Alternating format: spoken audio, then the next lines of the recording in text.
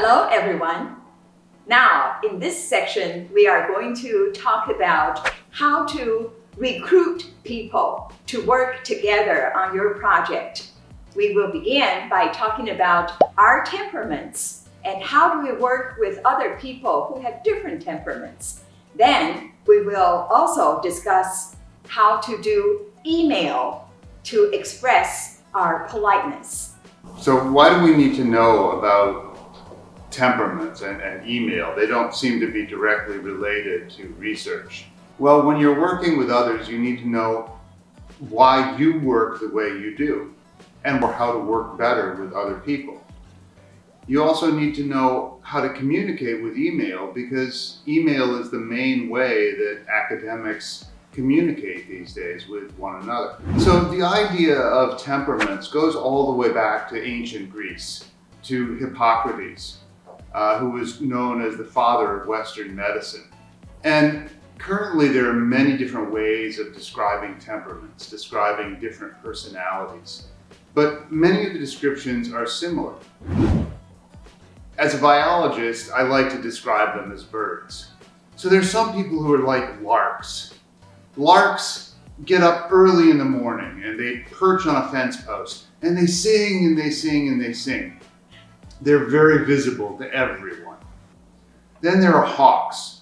Hawks circle high in the sky and they look at everything and they choose a target and they pounce on it, and you don't really notice them until they pounce, but they're very directed and focused.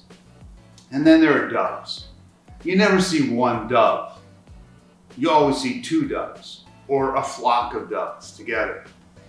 And then there are owls. Owls come out at night. You almost never see them. They're very solitary, very quiet. These can also be described as talkers, doers, thinkers, and listeners. And so the larks are the talkers. They're high energy. They're people-oriented. The hawks, or the doers, are high energy, but they're very task-oriented. The doves, the listeners, very people-oriented, but quieter. And then the owls, the thinkers, are very task-oriented and also much quieter. These can also be categorized as energizers. Energizers, they're just full of energy and they convey energy to everyone.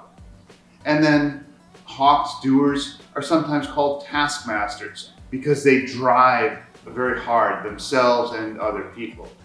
The doves are participators. They want to share with everyone. And then you have the owls, thinkers, analyzers. They're always thinking and figuring things out.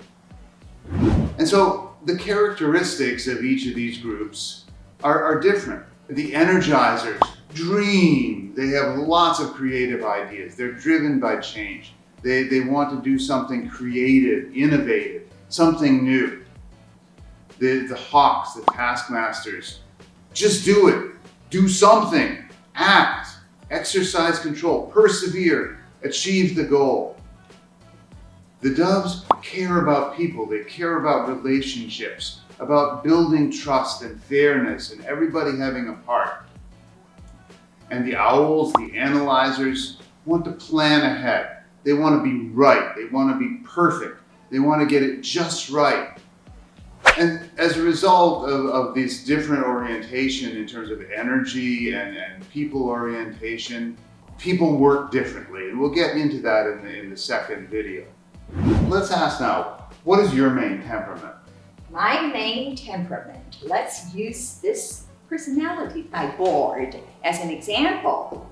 I think I am mainly a taskmaster, but I am also a energizer.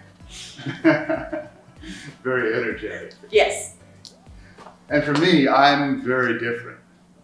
I'm primarily an analyzer, but also a participator. And so I would fall somewhere here. Not really as quiet as some of the ones down the bottom, but certainly not as energetic as my lovely wife.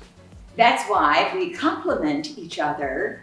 A Taskmaster and Energizer need somebody to listen and somebody to carry out my task by analyzing everything in detail.